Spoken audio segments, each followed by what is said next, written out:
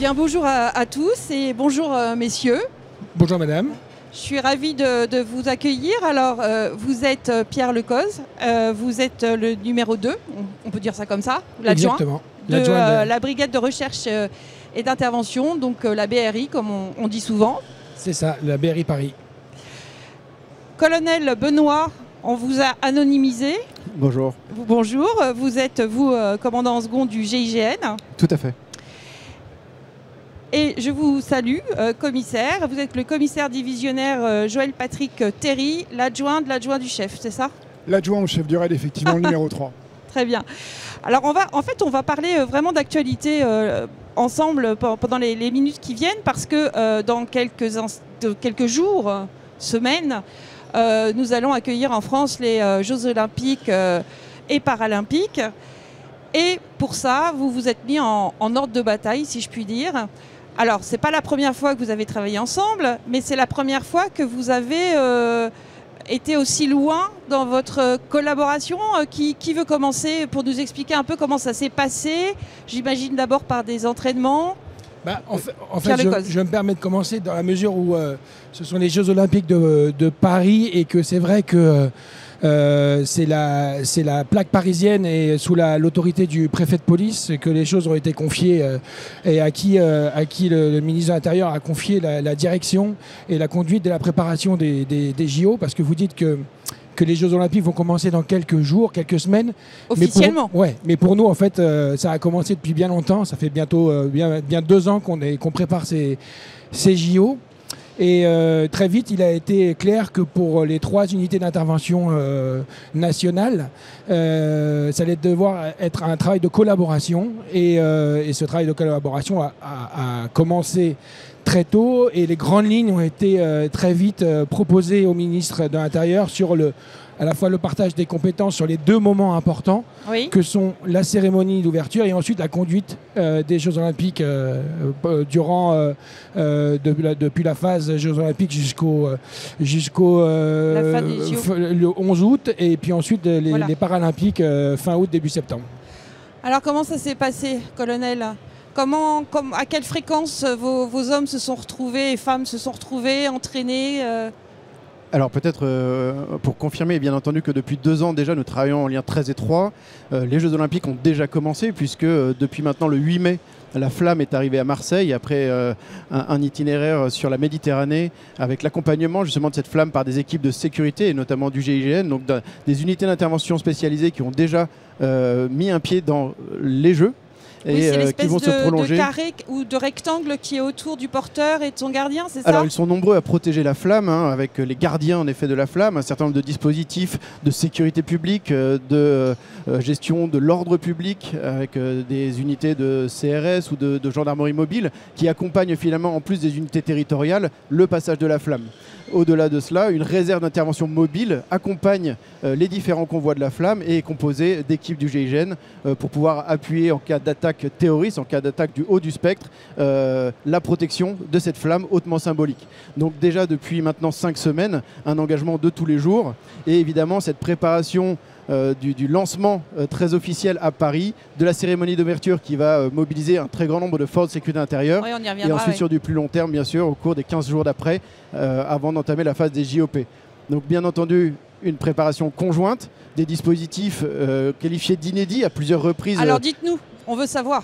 Alors une imbrication totale, et je laisserai évidemment compléter mes camarades, une imbrication totale, une répartition des missions d'un point de vue thématique comme d'un point de vue géographique, afin de pouvoir compléter la maquette des unités d'intervention spécialisées et offrir une réponse la plus rapide possible, quel que soit le lieu de déroulement des épreuves et les lieux les plus sensibles, notamment de parution des différentes délégations étrangères, comme tout au long de la compétition, les équipes qui ont évidemment une sensibilité toute différente au cours des Jeux et de leurs épreuves tour à tour. Alors dans cette phase préparatoire, comment ça s'est passé? Il y avait des entraînements tous les mois, toutes les semaines? Est-ce que les 3 entités étaient représentées à chaque fois? Dans quel type? C'était dans des villages qui reconstituaient un milieu urbain? Alors il y a différentes problématiques en amont. Il faut définir quels sont les besoins collectifs quelles sont les pratiques collectives et quels sont les manques éventuels. Oui. Un des manques qui était identifié, c'était cette capacité en termes d'interopérabilité de pouvoir communiquer ensemble. Donc un des axes principaux et majeurs de travail était de faire en sorte que nous puissions, nos 3 entités, travailler sur un système de communication identique. Ça demandait effectivement des mois de travail de calage. Et encore aujourd'hui, au moment où on se parle, au sein du RAID, on a des personnels de la BRI et des personnels du GIGN qui travaillent ensemble sur cette thématique. C'est-à-dire que c'est une fréquence qui vous est dédiée, c'est ça ? C'est un mode, encore une fois, d'échange entre nous. On ne peut pas rentrer spécifiquement dans les détails, mais qui nous permettent à un instant T de pouvoir communiquer en tout temps et tout point. Ça, c'est effectivement la première des choses. La deuxième, c'est qu'il y a des technicités complémentaires entre nos unités. Et nous, dans cette phase préparatoire, nous avons accueilli au sein des colonnes d'assaut des membres du GIGN, par exemple, 2 membres du GIGN pour travailler avec nous, sachant que la volonté n'est pas de mixer, par exemple, des groupes d'intervention, mais d'être en capacité de connaître parfaitement les process des autres unités. C'est une espèce de poupée russe à plusieurs mains, une partition à 4 mains ou à 6 mains en l'occurrence, dans laquelle on est complémentaires. Toutes ces phases-là sont travaillées. Ensuite, il y a des exercices, comme vous le disiez, exercices opérationnels qui permettent de mettre en pratique des choses qui ont été travaillées au niveau de groupes de travail et de séquences de travail sur table, pour être sûr qu'effectivement, nous soyons parfaitement en mesure de travailler ensemble, de nous épauler et de fluidifier les dispositifs. Donc en fait, oui, c'était apprendre à savoir comment l'autre travaille, c'est ça ? Je précise un élément, oui. Pour compléter l'ensemble de ce dispositif, tout ça sera piloté par un poste de commandement qui sera au 36 quai des Orfèvres, donc au siège de la BRI, sur lequel il y a eu un accord entre les 3 chefs d'unité pour que, à quelques pas de la préfecture de police qui gérera l'ensemble du dispositif JO, le PC des 3 unités d'intervention pour les JO soit réuni et mis en place. Donc voilà, donc il y aura un PC de commandement de coordination de l'ensemble des forces qui réunira les représentants de chaque force au plus haut niveau.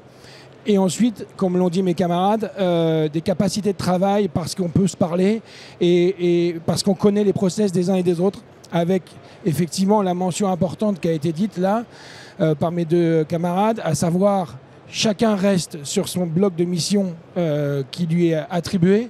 Et ensuite, on ne mixe pas les unités lors d'une phase critique et finale de la gestion d'une crise. Voilà. Mais les process sont différents vraiment entre vos unités ou il y a quand même des similitudes, j'imagine ? Ça se joue à la marge ? Sur les modes opératoires, sur les savoir-faire, en effet, il y a de vraies similitudes. Il n'y a pas d'inquiétude à avoir sur ce sujet. Les interstices et l'interopérabilité sont en effet les enjeux de ce travail conjoint, et qui a visé justement à lisser toute difficulté, mais ne serait-ce que savoir identifier qui est qui sur une zone de crise, ne serait-ce que savoir comment s'exprimer pour décrire une situation de crise. On parle souvent d'un baptême terrain, c'est-à-dire comment est-ce que je vais désigner mes cibles, le bâtiment sur lequel une crise pourrait avoir lieu, ou telle zone. Et donc à ce titre, il faut véritablement qu'on parle un langage commun. Donc tout ça a été accentué au travers d'exercices cadres, d'exercices in situ, avec l'ensemble des moyens un petit peu spécifiques qui sont armés par les unes et les autres des unités, à savoir des moyens fluviaux, des moyens aériens, et pour pouvoir ne jamais générer de friction sur une intervention qui pourrait être, si ce n'est simultanée sur le même endroit, au moins très proche. Combien de personnels ont été mobilisés tous pour ces entraînements, pour apprendre ce langage, connaître, vous découvrir, vos façons de travailler ? Vous comprendrez aisément qu'on ne peut pas vous donner de chiffres concernant les moyens que nous mobilisons, mais effectivement, l'ensemble de nos personnels sont capables en polyvalence de remplir les rôles qui pourraient leur être assignés. Le spectre large de missions, qu'elles soient techniques, qu'elles soient opérationnelles ou de logistique, ont été travaillées au niveau communication avec l'ensemble des 3 forces ici présentes. Alors du coup, j'ai compris que vous aviez chacun une dimension, c'est ça ? Air, terre, mer. Alors qui va faire quoi ?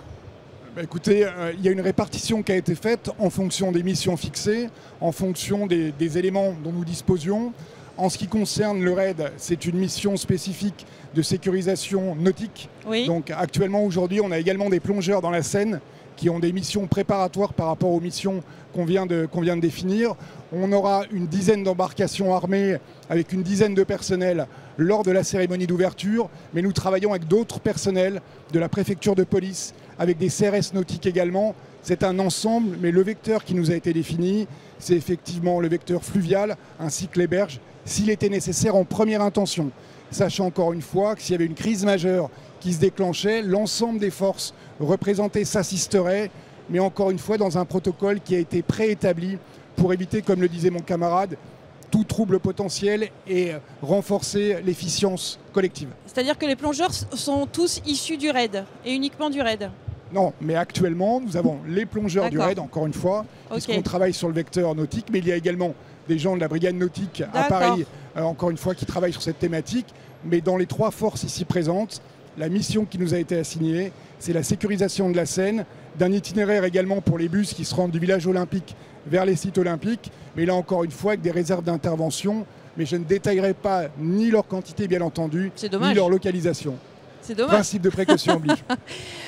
Vous c'est plus le secteur terrestre, c'est ça? Voilà, alors donc encore une fois, il faut qu'on distingue bien les moments, mais disons que un des moments sensibles est considéré comme particulièrement sensible, évidemment, c'est la cérémonie d'ouverture.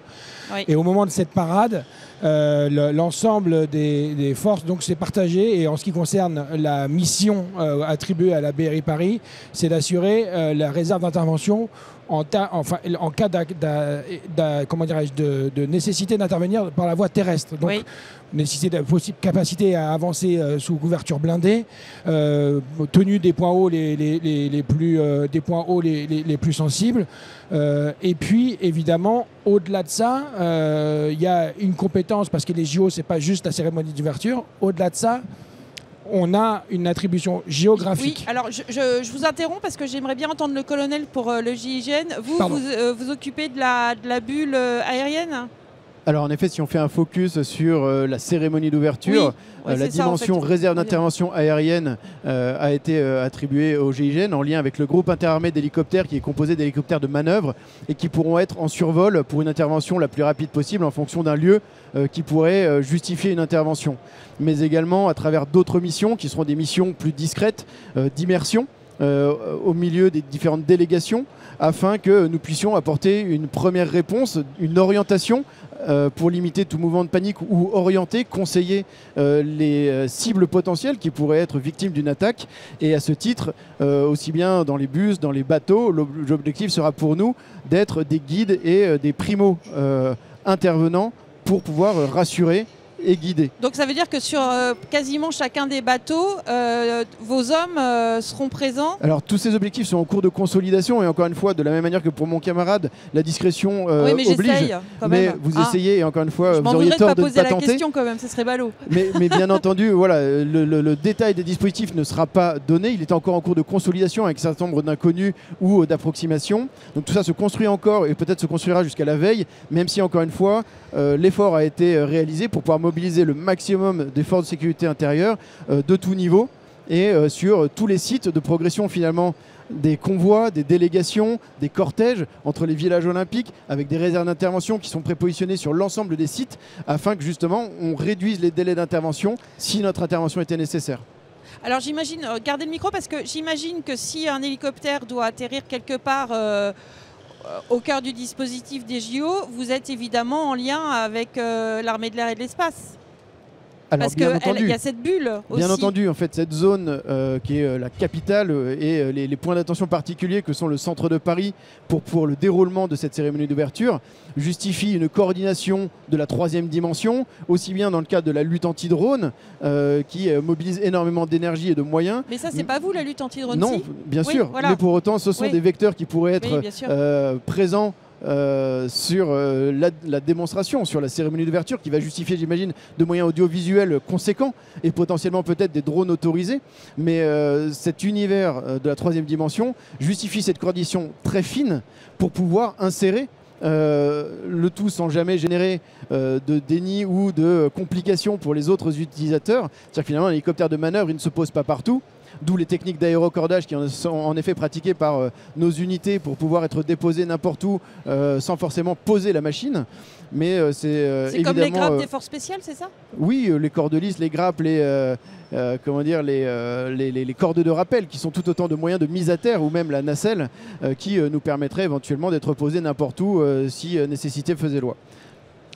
Et vraiment, il y a une grosse pression pour vous sur cette cérémonie d'ouverture. J'obère pas le reste, hein, mais faut pas se louper, quoi. Ça fait partie quand même des événements mondiaux avec la Coupe du Monde les plus importants. On va avoir 329 épreuves, on va avoir 40 sites. Le monde entier aura le regard porté sur Paris-Capitale. Bien évidemment, collectivement, c'est un enjeu majeur qui se prépare effectivement depuis 2 ans. Le village, c'est également le village olympique. Nous aurons une réserve d'intervention au sein du village olympique, avec des délégations nécessairement sensibles au vu du contexte international. Tout ça peut et doit être pris en compte pour que la seule chose qui reste de cet événement soit le spectacle et les sportifs. Notre rôle à nous est surtout de ne pas être visible autant que faire se peut, mais d'être efficace si on devait faire appel à nous. Mais la première place doit revenir à Paris et au sport. Alors vous nous disiez tout à l'heure qu'en fait, après, pour la suite des déroulements de toutes les épreuves qui sont concomitantes, vous vous êtes ventilés chacun selon des territoires, c'est ça? Oui, c'est-à-dire qu'on a, comment dirais-je, les JO de Paris portent très bien leur nom et à la fois quand même sont assez imprécis dans la mesure où on a des épreuves qui vont se passer un peu partout. Y compris Outre-mer. Y compris Outre-mer, absolument. Alors, on a essayé d'être candidat pour s'occuper de la sécurisation des Outre-mer, mais le préfet a souhaité que sa BRI reste à Paris. Ah, c'est ballot. Donc nous conservons notre compétence géographique sur notre territoire, à savoir Paris intramuros. Oui. Et ensuite, en dehors de Paris intramuros, il y a eu un accord entre nos camarades du GIGN et du RAID pour rendre plus cohérent le partage et sortir des partages police-gendarmerie qu'il existe, et ils se sont attribués chacun des territoires. Je vais peut-être leur laisser expliquer. Comment vous êtes ventilés alors du coup? Alors il y a une vraie logique en effet de décloisonnement, puisque l'idée était de pouvoir être le plus performant, le plus cohérent.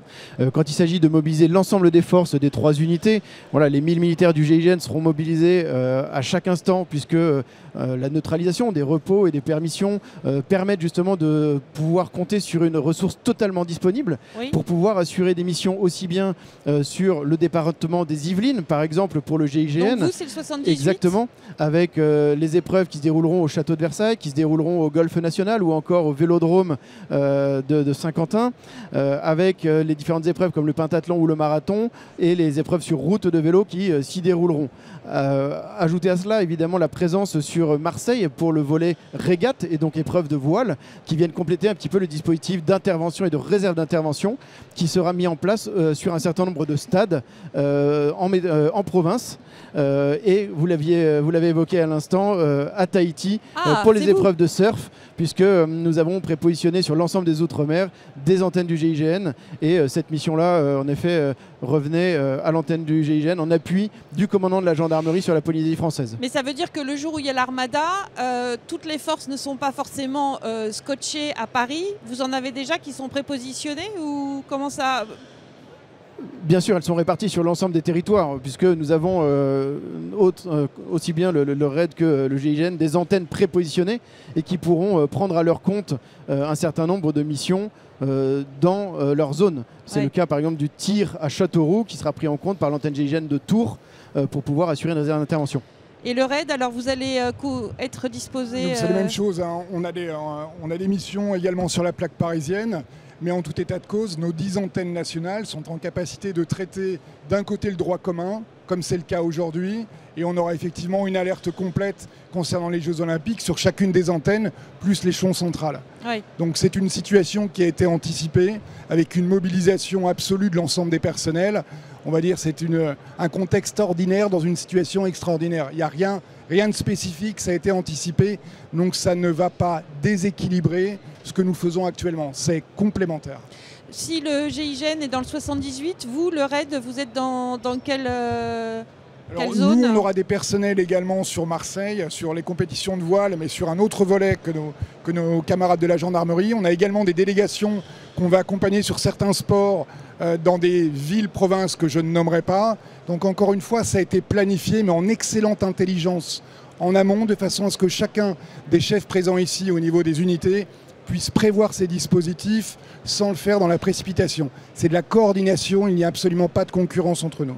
Et du coup, vous levez le pied, entre guillemets, entre les Jeux Olympiques et les Paralympiques ou le dispositif reste au même niveau tout le temps? Non, le dispositif s'adapte parce que les sites sont modifiés entre les Jeux Olympiques et les Jeux Paralympiques, mais on applique sur les deux événements exactement la même exigence de sécurité pour les athlètes comme pour les citoyens et les participants et les spectateurs.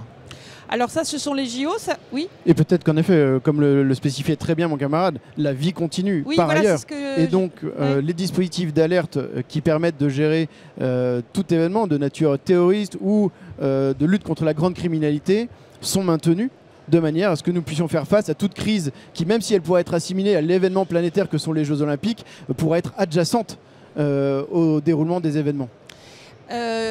Donc ça veut dire que s'il se passe quelque chose de grave dans une ville, ou que ce soit sur le territoire national, il y aura du monde pour traiter... Alors déjà, vous avez les forces territoriales, Oui. mais au niveau des forces de troisième niveau comme nous, pour traiter le haut du spectre, bien entendu, ce sera la même chose, ce sera comme aujourd'hui. C'est-à-dire qu'encore une fois, il y a l'extraordinaire des Jeux Olympiques et la situation habituelle, donc que les gens qui nous écoutent se rassurent. Encore une fois, il y a des modes de traitement, il y a des antennes. En cas de nécessité, on a le groupement interarmé d'hélicoptères qui est en capacité, encore une fois, de projeter des forces tant du GIGN que du RAID par rapport à ça sur n'importe quel point au niveau métropolitain. Il n'y a pas de quoi s'inquiéter. Nous serons en capacité, comme c'est le cas aujourd'hui, de répondre encore une fois aux sollicitations qui pourraient voir le jour. Donc ça veut dire qu'en fait, aucun effectif ne prend de vacances cet été, quoi. À l'image de l'ensemble de nos collègues du ministère de l'Intérieur, non. Évidemment, 100% des effectifs seront présents Chez vous aussi pour les JO, Oui. évidemment. Chez vous aussi, j'imagine. Les permes, c'est avant ou après, mais pas pendant, quoi. Bien sûr, on est vraiment dans cette même dynamique de mobilisation totale. C'est un événement qui n'a pas lieu tous les ans, voire peut-être parfois une fois par siècle, et donc il est clairement question de se mobiliser intégralement. Vous êtes bien préparé? Vous abordez cet événement avec sérénité, non? Qu'est-ce qu'on pourrait dire comme mot Je crois que d'abord, ce qui est important de rappeler aussi, c'est que, comme l'a évoqué tout à l'heure mon collègue du RAID, c'est un événement sportif qui a des enjeux sécuritaires. Et dans les enjeux sécuritaires, notre place à nous, troisième niveau, elle est sensible, visible. Mais ceux qui travaillent d'arrache-pied pour que ça se passe au quotidien de manière disons, la plus fluide possible, ce sont les collègues de sécurité publique, les collègues qui gèrent l'ordre public et qui, eux, sont, notamment pour la préfecture de police, encore plus impliqués en termes de temps et encore que nous, sur des dispositifs bien plus compliqués à monter et bien plus difficiles, et à qui je tiens vraiment à tirer mon chapeau, parce que si les JO se passent bien, nous, on reste tranquillement sur nos réserves d'intervention, on n'a pas à intervenir. Eux, quoi qu'il en soit, ils seront impliqués au premier plan pour que ça se déroule correctement, parce qu'il y aura des enjeux d'ordre public, des enjeux de circulation qui seront majeurs. Et c'est eux qui vont rendre fluide et heureux cet événement du point de vue sécuritaire. Donc vraiment, en ce qui nous concerne, nous, on est évidemment, heureusement qu'on est serein, parce que c'est le cœur de notre façon de travailler, et heureusement qu'on est préparé, parce que, encore une fois, ça fait 2 ans qu'on est dessus, et c'est à quelques jours, quelques heures du début du match, c'est évidemment la sérénité qui prime. Pour ne pas perdre cette expertise que vous avez acquise depuis 2 ans, que vos hommes ont acquise, vous allez continuer à vous entraîner régulièrement, c'est prévu, ou pour conserver cette fluidité entre vous? Je pense m'exprimer au nom de tous sans craindre la moindre contradiction. Naturellement, l'harmonie qui prévaut aujourd'hui doit être entretenue. C'est une nécessité, en tout cas c'est un devoir vis-à-vis notamment du citoyen, en espérant bien entendu que sur cette phase particulière des Jeux Olympiques, nous n'ayons jamais à intervenir, bien entendu, ce qui ne sera pas le cas comme c'était justifié ou évoqué à l'instant, de l'ensemble des forces de sécurité de voie publique ou de maintien de l'ordre potentiellement, qui elles vont être particulièrement sollicitées et naturellement. Donc à ce titre, oui, il faut qu'on continue et je considère qu'aujourd'hui, les relations qu'on a pu nouer, consolider et les rendez-vous que nous avons accentués, en fréquence notamment, doivent s'inscrire dans la durée. Un dernier mot pour le RAID ? Dernier mot, peut-être pour dire simplement encore une fois qu'on travaille, c'est la triple entente dans le sens positif du terme. On est dans le money time maintenant, donc on va arriver vers cet événement qui est mondialement attendu, mais pour nous aussi. On pense en étant serein mais professionnel. Il faut faire preuve d'humilité également, mais en tout cas, nous sommes prêts. Nous sommes prêts et c'est le résultat de ce travail collectif. Et pour ça, je suis effectivement confiant. Je vous remercie infiniment à tous les trois d'être venus nous raconter un peu comment se préparaient les JO de votre côté, les JOP. Et bonne continuation pour le salon, en tout cas, messieurs. Merci, madame. Merci, madame. Merci beaucoup de nous avoir invités.